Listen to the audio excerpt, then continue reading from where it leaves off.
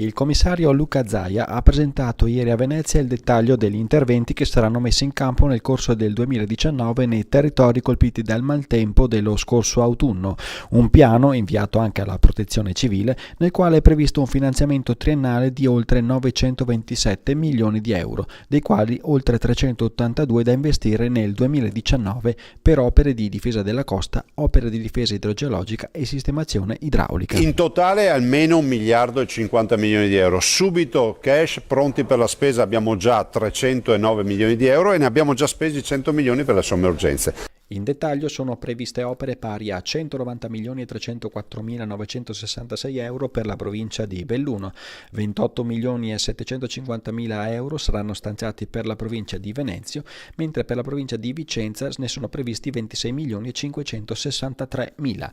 A Rovigo andranno 23 milioni e 345 mila euro, mentre per la provincia di Verona ne verranno stanziati 15 milioni e 122 mila.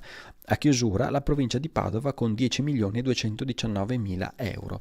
A queste si sommano 72 milioni e 350 mila euro di opere di interesse regionale, come ad esempio il piano vivaistico per 900 mila euro e la sistemazione della rete acquedottistica per 2 milioni e 800 mila euro, che vanno ad interessare più territori in diverse province. Sarà un lavoro poderoso, li faremo, metteremo in cantiere queste 350 opere, alcune anche sono complicate come gli 86 siti che hanno necessità di pulire il bosco che è a terra e mettersi poi dei paravalanghe. I cantieri che saranno aperti nel corso dell'anno nei territori colpiti dalla tempesta Vaia superano i 309 milioni di euro, a cui si sommano i circa 100 milioni di opere già concluse o avviate, anche ricorrendo ad altre ordinanze di finanziamento ministeriale. Si tratta ad esempio di opere di viabilità, ripristinata grazie a 105 cantieri nel Bellunese e 30 tra le province di Treviso e Belluno, e mappatura del rischio valanghe. I dati sono chiari, dei 309 milioni, 190 milioni vanno alla montagna e il resto vanno distribuiti